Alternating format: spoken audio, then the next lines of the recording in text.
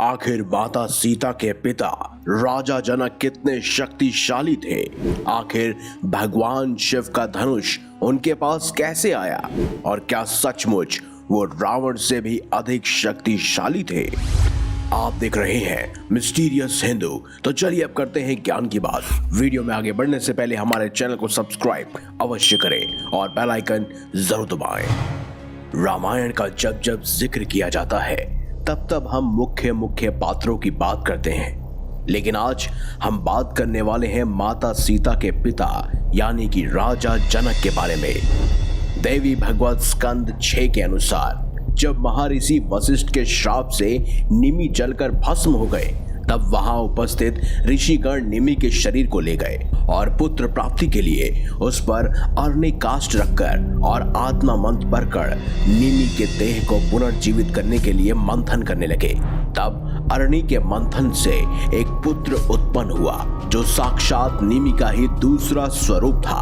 अब क्योंकि अग्नि के मंथन से उसका जन्म हुआ था, इसीलिए उसे मिथि कहा गया और जनक से जन्म होने के कारण उसे जनक कहा जाने लगा।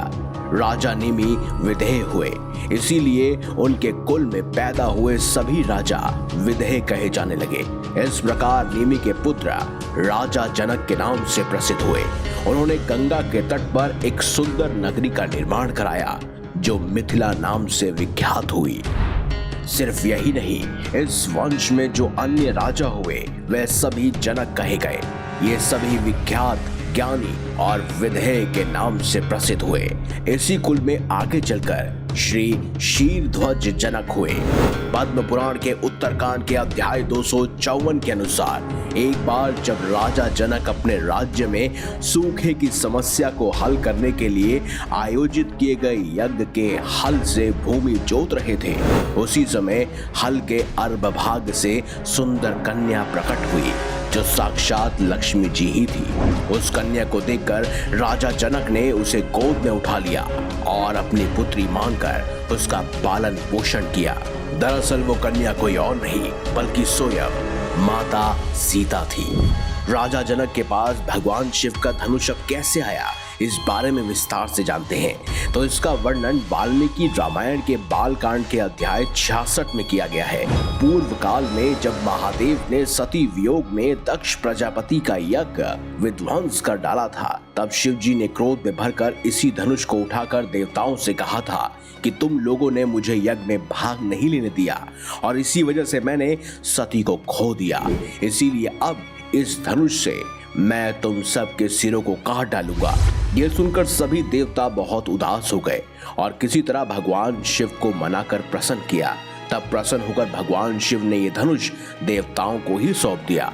कहते हैं देवताओं ने राजा जनक के पूर्वजों के पास ये धनुष धरोहर स्वरूप रखवाया था और ऐसे में वो धनुष राजा जनक तक पहुंचा और इसी धनुष के आधार पर राजा जनक ने ये निर्णय लिया कि वह वर के शौर्य, पराक्रम और वीरता की परीक्षा के बिना वह अपनी कन्या किसी को नहीं देंगे। तब अपने पराक्रम की परीक्षा देने के लिए बहुत से राजा मिथिला नगरी में आए। उनकी परीक्षा के लिए राजा जनक ने वही धनुष उनके सामने रख दिया और बोले, जो इस धनुष को उठाकर इस पर प्रत्यंचा चढ़ा पाएगा उसी से वह अपनी कन्या का विवाह करेंगे। लेकिन कोई भी राजा उस धनुष को उठाकर उस पर प्रत्यंचा चढ़ा ना सका और तब राजा जनक ने उनमें से किसी से भी अपनी कन्या का विवाह नहीं किया। इसी बीच विश्वामित्र जी श्री राम और लक्ष्मण जी के साथ मिथिलाधीश राजा जनक के यहाँ होने वाले यज्ञ में पहुंचे। तब वहां उन्होंने उस अद्भुत धनुष को देखा और उस विशाल धनुष को श्री राम ने बिना किसी प्रयास के ही उठा लिया। उस पर प्रत्यंचा भी चढ़ा दी, लेकिन जैसे ही श्री राम ने प्रत्यंचा चढ़ाने के बाद उस धनुष को खींचा तो वह धनुष अचानक से ही बीच से टूट गया। तभी वहां राजा जनक ने माता सीता का विवाह स्वयं भगवान श्री राम से कर दिया। ये तो रही भगवान शिव के धनुष की बात, लेकिन अब जानते हैं कि आखिर राजा जनक कितने शक्तिशाली और महावीर योद्धा थे। एक समय राजा जनक का राजा प्रतिदर्दन के साथ एक भीषण युद्ध महासंग्राम हुआ था। उस युद्ध में राजा जनक ने एक अद्भुत काम किया। उन्होंने अपने योद्धाओं को प्रोत्साहित करने के लिए अपने योग बल से स्वर्ग और नरक का प्रत्यक्ष दर्शन कराया था। आपको ये जानकर हैरानी होगी कि राजा जनक के वंशजों का वर्णन हमें महाभारत में मिलता है। आप बात करते हैं क्या राजा जनक सचमुच रावण से भी अधिक शक्तिशाली थे? तो इसका जवाब है हाँ। वो चाहते तो रावण के साथ युद्ध कर सकते थे, लेकिन उन्होंने ऐसा नहीं किया।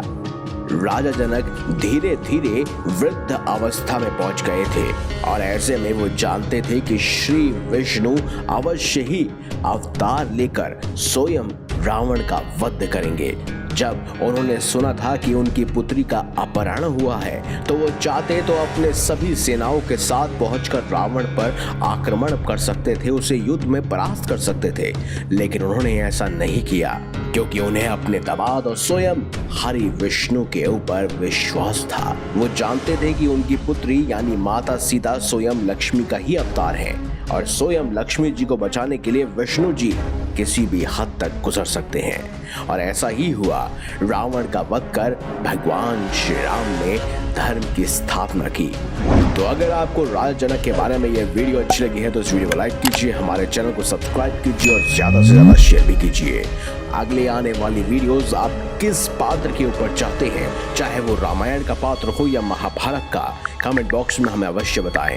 हम उस पात्र के ऊपर वीडियो अवश्य बनाएंगे। तो मिलेंगे अगली बार एक नई खास वीडियो के साथ। तब तक देखते रहिए संपूर्ण ज्ञान का केंद्र बिंदु मिस्टीरियस हिंदू।